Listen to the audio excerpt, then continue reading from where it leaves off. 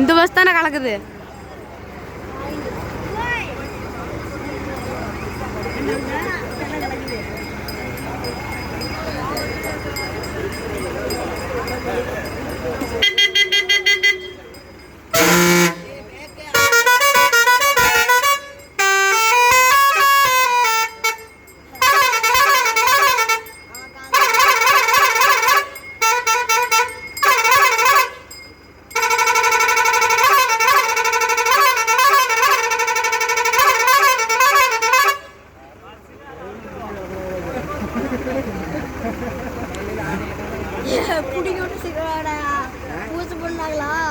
ஒரு மணி என்னதுல வெளுக்குழுக்குள் உழுத்து போச்சு.